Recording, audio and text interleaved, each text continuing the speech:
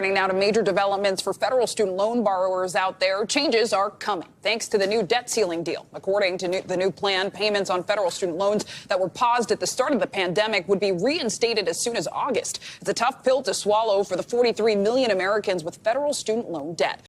In the day's other headlines, the Senate voted to rescind President Biden's plan, canceling federal student loan debts for 43 million people.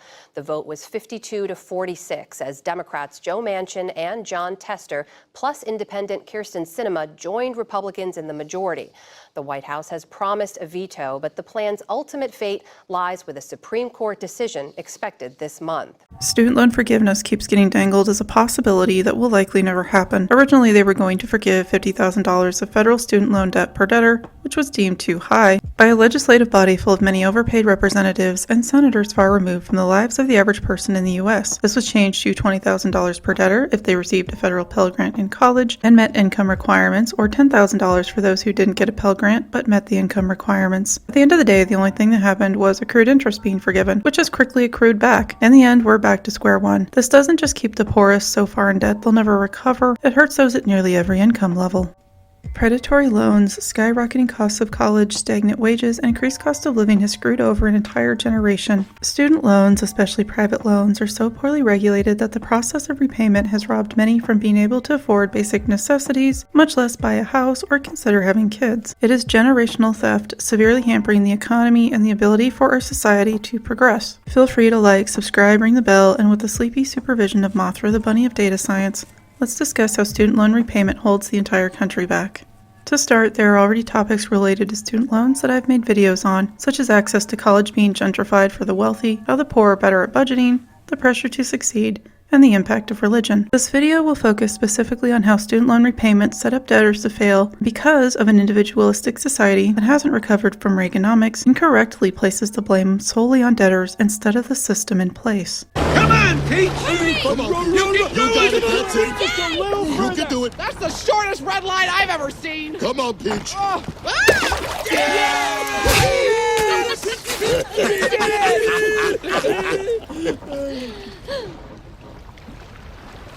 Now what?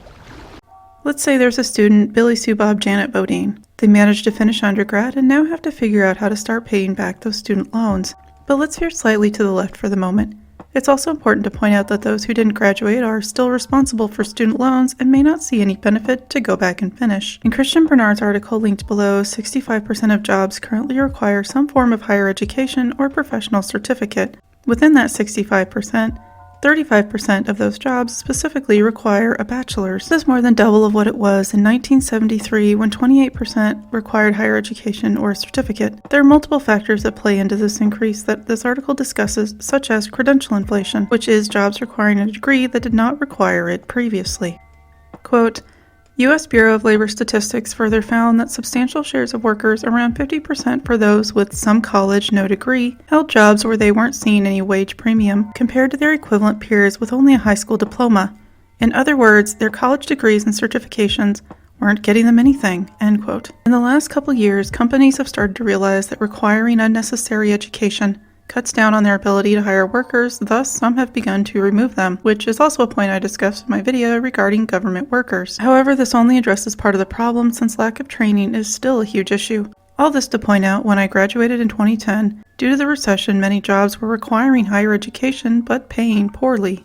Because so many people were struggling to find work, companies could pay less but have more requirements. That meant graduates were struggling right out of the gate. Many had to take part-time work, were lucky to get benefits, often worked multiple jobs, and moved back home if they were able. But hey, with federal student loans, there's a 6-month grace period before repayment starts, even though people struggled for years just to get full-time employment, including myself. Private student loans are a mixed bag, as some will require payments in as little as 30 days after graduation. There are 3 overall options available for debtors after that grace period ends, depending on the type of student loan. Keep in mind that this is just a very broad overview. The first option is forbearance, which pauses or decreases payments. You can either choose to pay the accruing interest during that time or let it accrue on the loan, which adds to the capitalized interest. Often there's a limit on the amount of time that can be claimed under forbearance.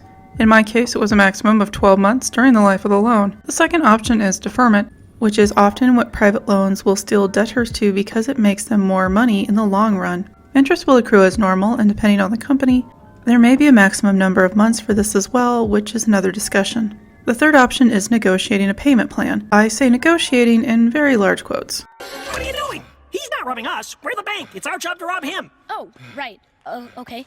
Drop your mortgage in the bag! Please, I have children. Good to know. We'll come for them next. Yes. That's a pretty watch. No, please, it belonged to my grandpa. You want to try me? I'll drop your credit score so low you won't even be able to get a loan at the library, pun! While Billy Sue Bob Janet Bodine was lucky enough to find full-time employment within the grace period after college, however, making $12 an hour and living at home is still very meager means to get by, so they'll need to pick a repayment plan. First, student loans have to be differentiated between federal and private. I'll run through these briefly, but these are listed at studentaid.gov for further information. For federal loans, there are the following options. The standard repayment plan has a fixed payment and time frame that allow for the entire amount of the loans to be paid off. This is the default for debtors after school. The second is a graduated repayment plan that debtors have to submit paperwork for.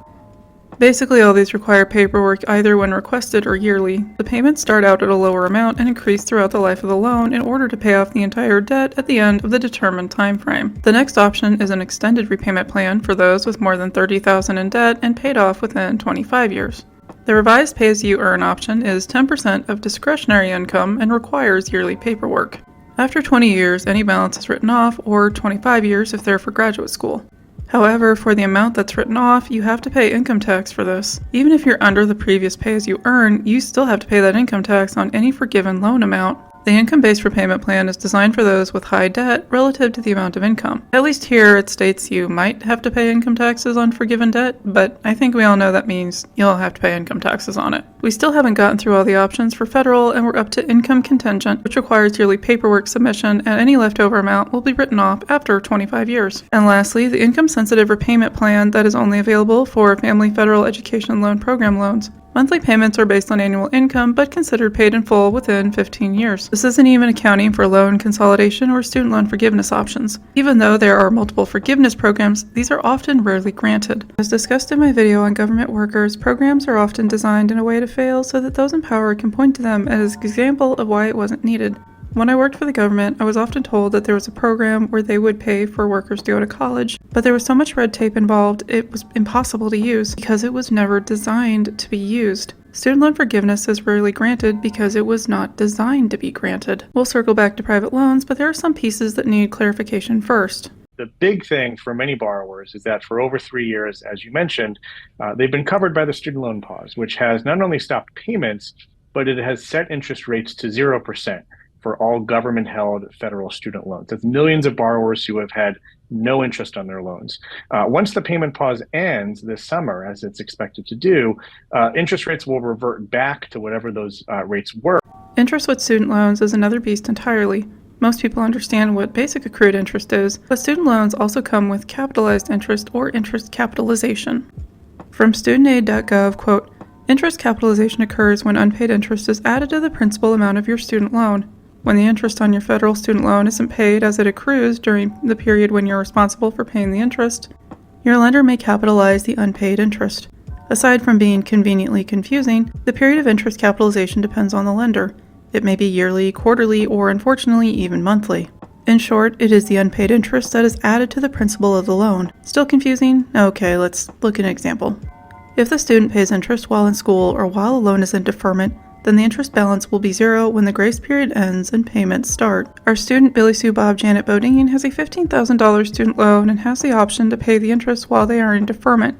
If they decide to make payments on the interest during that grace period, no interest will accrue, and when that time ends, the balance of the loan will still be $15,000. However, if they don't make payments, then interest will accrue during that time frame.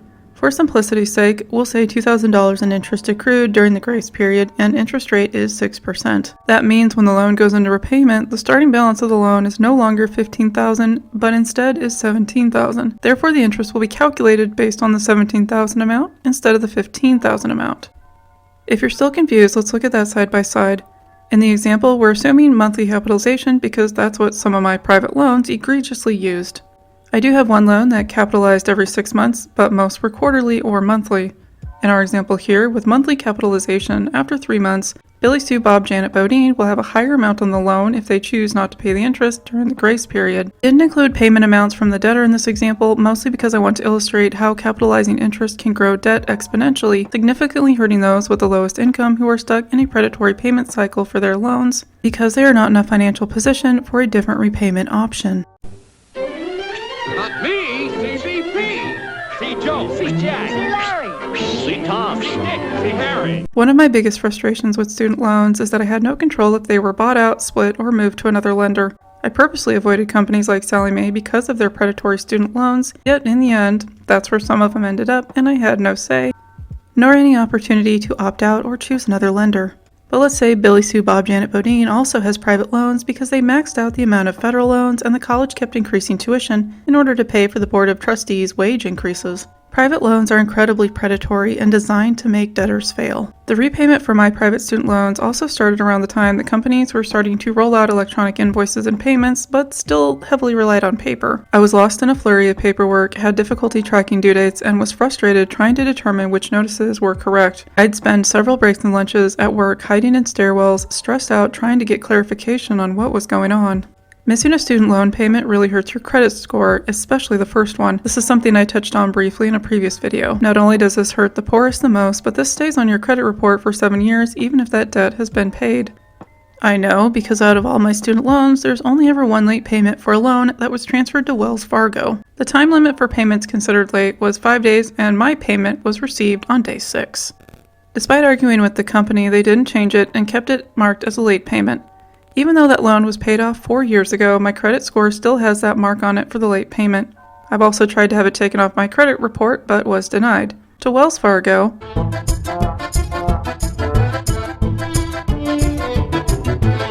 because y'all are a bunch of socks. I struggle to maintain a current working knowledge of my student loans and can't imagine how much harder it is for those who have moved several times or avoid the mail due to anxiety. When I graduated, my loans were with 3 different lenders, not difficult to keep track of. A year later, 2 of my loans were split and moved to other lenders. 5 years after graduation, my loans were spread across 12 lenders. What hope does any relatively normal person have when there is that much chaos? Not only was I struggling to find a job with a wage above $15 an hour, my mental and physical health were awful. I had to move back home to a noisy environment with a parent that I'm basically no contact with now. My diet was unhealthy. The stress of my life from a million different sources caused gingivitis and excessive tooth decay. No one in the United States should have to be in that much turmoil just because they took a chance at education. When I say I support student debt relief, this is why. How is this standard of living making life better? How is it driving any innovation or change?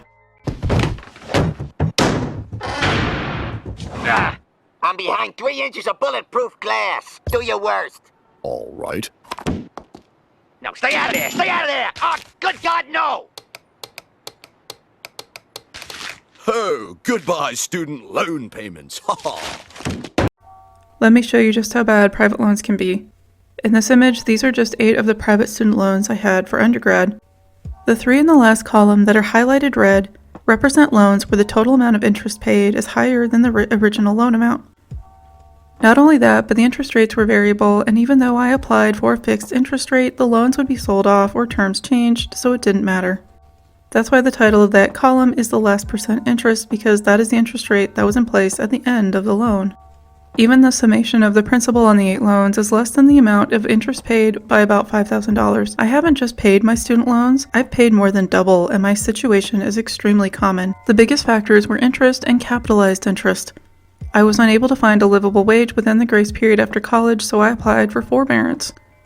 Once that was used up, I still struggled to afford rent and food, so I applied for deferment, and the interest grew even more. My financial situation was still subpar, but I had to figure out payment plans for all my lenders because I couldn't afford a hit to my credit score.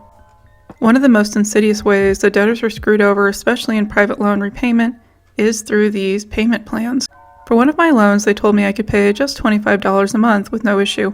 Didn't argue with me at all. What they didn't tell me is that this would never make a dent in the amount of interest or principal. For that loan, the interest each month was about $35 to start, so anything above the $25 kept getting added to the balance, increasing the interest capitalization. Despite paying $300, the balance was higher than when I started. I had other student loans to pay, so I couldn't just throw more money at this payment. There wasn't much I could do at that time. So I kept circling the drain and watching the majority of my paycheck go to student loan balances that kept increasing. There's no incentive to set up a payment plan that would actually help me pay off the loan. By setting it up this way, they were able to get double the amount borrowed. This is still happening, by the way. Even if you make a payment that is higher and tell them to specifically add it to the principal balance of the loan, it's unlikely they will. They don't have to, and I'm speaking from experience. Shall we continue to build palace after palace for the rich? Or shall we aspire to a more noble purpose and build decent housing for the poor? How does the Senate vote? Fuck the poor! Good. In all honesty, I support 100% student debt relief. Yes, it's technically debt that you, quote, chose to take out if we ignore the societal pressures and expectations extremely prevalent in the 2000s. This isn't a car loan or a credit card. Student loans were part of an investment in hopes of better things to come, and most of us got screwed. I'm 33, and growing up, it was drilled into our heads. You gotta go to college if you want a middle-class job. And we even tell kids today, look, if you don't go to college, you might as well get a face tattoo. And then they point to Post Malone, and we're like, okay, that's one guy. Whining about the semantics of what a loan is supposed to be and how you're supposed to pay it back is a red herring, especially when you consider the fact that 92% of Paycheck Protection Program or PPP loans, billions of dollars, were forgiven, something that highly benefits the wealthiest in this country. In the NPR article linked below, quote, the PPP program seems to have resulted in billions of dollars of fraudulent loans that have ultimately turned into grants, said Samuel Kruger, an assistant professor of finance at the University of Texas at Austin, who co-authored a paper estimated that $64 billion of the nearly $800 billion on loans issued showed signs of fraud, such as suspiciously high payrolls and multiple businesses listed at the same home address. Further, quote, the rules became so lenient that anyone who received $150,000 or less, which accounts for more than 90% of all borrowers, could get the full loan amount forgiven by just promising they had used the money correctly. No supporting documentation needed. Some of these changes were called safe harbors, and given the way safe harbors are written, there are very few things you could do to actually disqualify yourself from loan forgiveness, other than out-and-out fraud, said David Otter, an economics professor at the Massachusetts Institute of Technology who has studied PPP. In his view, the Paycheck Protection Program made almost any use of the money legal, and therefore eligible for forgiveness, and gave the SBA little ability to police bad actors. There's one phrase that sums it up best. $800 billion, here it is, don't pay it back. Feel free to read the rest of the article to get even more enraged at how the wealthy will always manage to survive off the backs of the underpaid workforce. What kind of power? People power! Wall Street, it crashes, and people starve, people lose their jobs, things like that. We're very angry at Wall Street. It's the heart of capitalism, American capitalism especially. That's why we're here today at Wall Street. 1 in 7 children in the United States suffer from hunger. At the same time, we're giving billions and almost $1 trillion to Wall Street just for bailouts. Something needs to change. If those in power can decide that billions with a B, and PPP loans don't need to be repaid despite the amount of fraud and high number of companies that never needed the funds to begin with, then there's no reason we can't do the same for student loans. Student loan payments have been on hold the last couple of years, yet the economy didn't stop. Enforcing student loan repayment is purely an attempt to divert from the real issues and the fact that they never cared about the poor. Even though I've nearly paid off my student loans, I don't care if another person has more debt forgiven or paid less on their loans. Being against student debt relief is unempathetic and unreasonable. Yes, I'm angry, and it fuels much of my drive in the research for this channel. We didn't have to create this situation to start with. We can take steps to fix this, and rally to let the people in government know that we are not a workforce to be reckoned with. You paid far less for your degrees. That's not speculation. We looked up where the 60 members of this committee went to college and what your school's tuition was at that time. Even adjusting for inflation, college cost way less across the board. Your tuition at Cal State LA in 1971 was the equivalent of about $1,000 a year. Today, Cal State costs well over $6,000. That's more than a 500% jump. By not allowing student debt relief, they've also played themselves, because if anything has pushed me towards socialism, it's this. Because it's not just student debt relief, it's how it feeds into the system as a whole. By preventing people from saving up money for a home, starting a family, starting a business, fueling innovation, and improving our lives, it's money that doesn't go into their precious economy. If we can forgive nearly all the PPP loans, we can forgive all student loan debt. Before I forget, when I say debt relief, That also means no income tax payment on the forgiven loan amount, because that is complete bullshit. Thanks for making it this far. Until next time. Yet many borrowers are still treated like deadbeats because the government has put their financial futures in the hands of predatory, for-profit loan servicing companies. Companies like Navient and other companies you will hear from today have a history of misleading borrowers and pushing them into repayment plans that in some cases have cost individual borrowers tens of thousands of dollars in unnecessary interest. And the worst part is, borrowers don't even get to choose their loan servicer.